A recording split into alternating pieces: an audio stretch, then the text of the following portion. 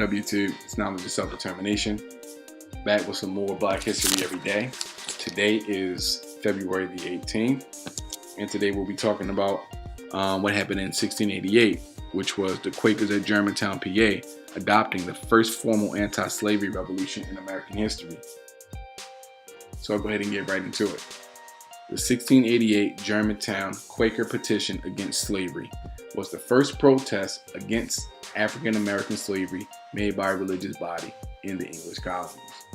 It was drafted by Francis Daniel Pastorius and signed by him and 3 other Quakers living in Germantown, Pennsylvania, now part of Philadelphia, on behalf of the Germantown meeting of the Religious Society of Friends. It was forwarded to the monthly, quarterly, and yearly meetings without any action being taken on it. According to John Greenleaf Whittier, the original document was discovered in 1844 by the Philadelphia antiquarian Nathan Kite and published in The Friend, Volume 18, number 16. Now I'll give you guys some background information on Philly, just a little bit on Pennsylvania rather. Pennsylvania was founded in 1682 by William Penn as an English colony where people from any country and faith could settle, free from religious persecution. In payment of a debt to Penn's father, Penn had received from King Charles II of England a large land grant west of New Jersey, which King Charles II, I should say, of England, named Pennsylvania after William's father, Admiral Penn. So I'll skip ahead some. In the period from 1660 to 1680, several Quakers, including William Penn, visited the Netherlands and the Rhine Valley of what would later become Germany, and organized gatherings where they preached the Quaker testimony. Many people, including some who had been Mennonites in Krefeld and Kriegsheim, now part of the modern Mennonite congregation of Monsheim, Germany, in the German Palatinate, converted to the new Quaker faith. Among them was Francis Daniel Pastorius, a young German born near Wurzburg to a family of elite office holders. Now skipping ahead. In 1681, Penn invited people from his native England and from other European countries to the new colony. He arrived in 1682, had the land surveyed, organized Philadelphia as a welcoming town, laid out as a grid with many green spaces, and profited by selling lots. Now let's see. In 1683, Pastorius was delegated authority to purchase land in the new Pennsylvania colony by a group of men from Frankfort who intended to immigrate. He traveled to Pennsylvania in August 1683, having purchased a warrant from Penn's agent on behalf of the Frankfort men who had supplied the funds. In October 1683, 13 German-Dutch families from Krefeld in the Rhine Valley arrived with their own land claim. Seizing upon a chance to create a viable German-speaking town, Pastorius negotiated with Penn to combine the two claims. As it turned out, the people from the Frankfort Company had immigrated to the new colony, but more Quakers and Mennonites came from the Rhine Valley, and Pastorius' ambitious plan for a German-speaking town in Philadelphia grew and became real. The 13 original Krefelder families were Mennonites who had become Quakers in their native Holland before they arrived in the new Pennsylvania colony. Because they had been persecuted in their own land on account of their beliefs, they understood the value of a community founded on religious toleration. Unlike Pastorius, they were not wealthy, but were skilled craftsmen who knew they would have to work hard for a living. By trade, they were carpenters, weavers, dyers, tailors, and shoemakers, so they were not fully prepared for the hard work of clearing out the forest. Some of the early English settlers of Philadelphia and its surrounding towns were wealthy and purchased slaves to work on their farms, Although many such slave owners had immigrated to escape religious persecution, they saw no contradiction in owning slaves because serfdom, slavery, and servitude had existed in Europe since the Middle Ages. Although serfdom was abolished in northwestern Europe by 1500, servitude was ubiquitous in Europe, sometimes under harsh conditions. The German Dutch settlers were unaccustomed to slaves, although from the shortage of labor, they understood why their British neighbors relied on slavery for prosperity. Slaves and indentured servants were a valuable asset for a farmer because they were not paid. Yet the German Dutch settlers refused to buy slaves themselves and quickly saw the contradiction in the slave trade and in farmers who forced people to work. Although in their native Germany and Holland, the Krefelders had been persecuted because of their beliefs, only people who had been convicted of a crime could be forced to work in servitude. In what turned out to be a revolutionary leap of insight, the Germantowners saw a fundamental similarity between the right to be free from persecution on account of their beliefs and the right to be free from being forced to work against their will. In 1688, 5 years after Germantown was founded, Pastorius and 3 other men petitioned the Dublin Quaker meeting. The men gathered at Thones Cunder's house and wrote a petition based upon the Bible's golden rule, quote, "Do unto others as you would have them do unto you," end quote, urging the meeting to abolish slavery. It is an unconventional text in that it avoids the expected salutation to fellow Quakers and does not contain references to Jesus and God.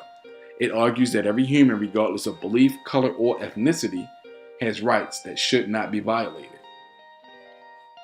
Now I'm going to go into a different site just to give a different perspective on this. It's pretty much the same information, but different people write in different ways.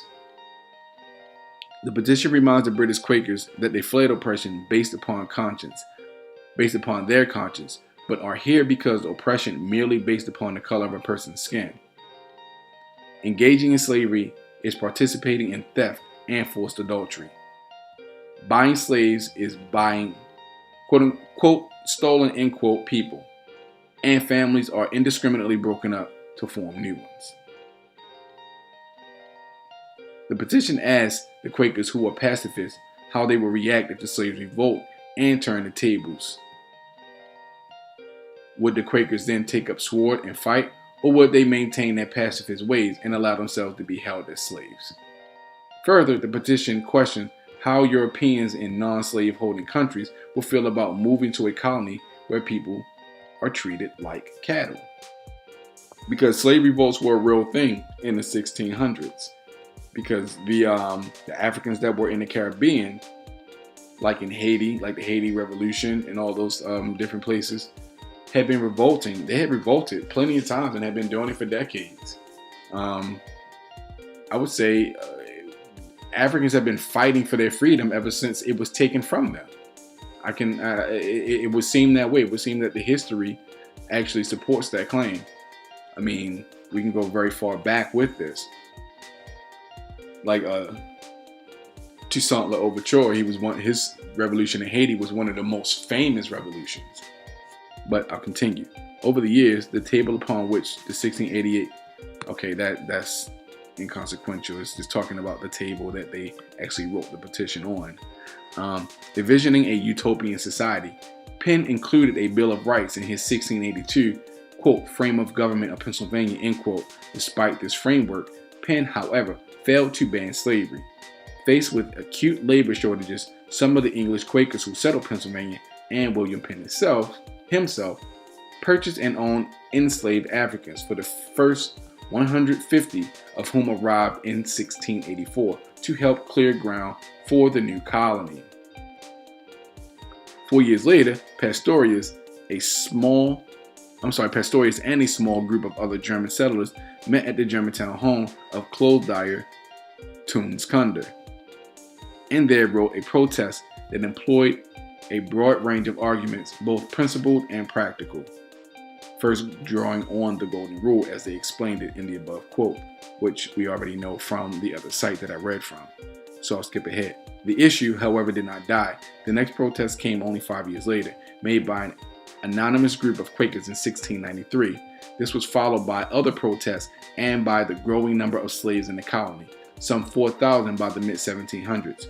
The Quaker crusade against slavery took its next leap forward in the 1750s when the New Jersey Quaker John Woolman published some considerations on the keeping of Negroes, 1754, an extended and impassioned argument against human slavery.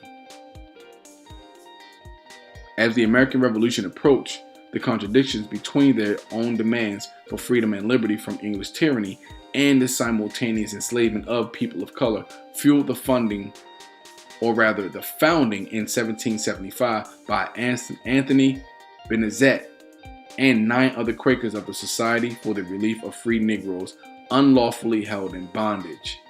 The movement for abolition continued to grow on March 1st, 1780. The Pennsylvania Assembly passed a law calling for the gradual emancipation of slavery. Outlawed by most northern states soon after national independence, slavery expanded in the American South and gave birth to a new abolition movement in which Lucretia Mott, Thomas Garrett, and other Pennsylvania Quakers played important roles. In 1844, Philadelphia Quaker and antiquarian Nathan Kite rediscovered the long-forgotten Germantown protests. Yeah, and that was 1844, as I've read previously. And let's see what other information we can find here.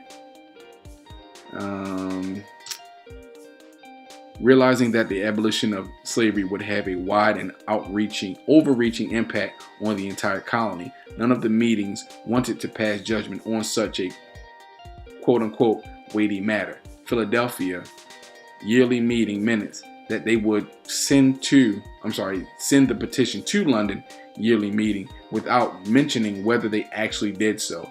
And on this point, no direct evidence has been discovered. The minutes of London yearly meeting do not mention the petition directly, apparently skirting the issue.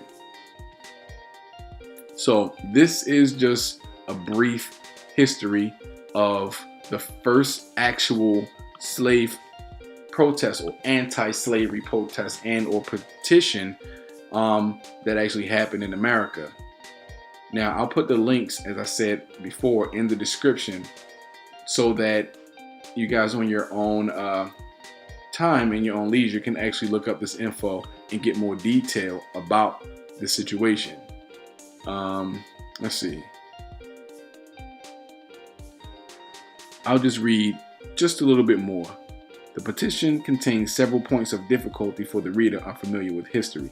First, the petition's grammar seems unusual today, but reflects the Krefelders' incomplete knowledge of English, as well as typical pre-modern use of variable spelling. The original wording includes ye, which is a contraction of the word the, and might be confused with the second person plural ye that was in wide use at the time. Second, the petition mentions Turks as an example of people who might take someone on a ship into slavery in their native Turkey. The foremen were referring to the widely known stories of Barbary pirates who had established outposts on the coast of North Africa and for hundreds of years had plundered ships. After the Moors were driven out of Spain in 1492, they raided the Spanish coast and the Spanish countered with more attacks. The Barbary pirates in the period 1518 to 1587 were allied with the empire in Constantinople and captured slaves to be brought back to North Africa or Turkey. Thus, in their earlier period, their motivation was political. And I don't know how many of you guys know that, but the Moors were actually a figure in the slave trade. Some people actually consider them some of the greatest race traders to ever live. Although I'm not saying that to try and taint any of the history of the Moors and things that they have done in the world. And basically the word Moor just means black for the most part. It was used interchangeable with black people. There were people who considered themselves to be Moors as a group that basically aided in slavery. Any picture that you see or painting of any of the founding fathers like George Washington that has a black person in it wearing a fez or a turban, that's the depiction of a Moor. That's not a slave in that picture. But that's all. I'm gonna go ahead and cut this video short, or rather not short, but that's all I'm gonna do in this video today. I don't want to make it but so long because I have some more to do for today. So I'm gonna put the links for this information in the description box, and you guys can check that out at your leisure. It's not just self-determination. Like, learn, and subscribe. I'm out. Peace.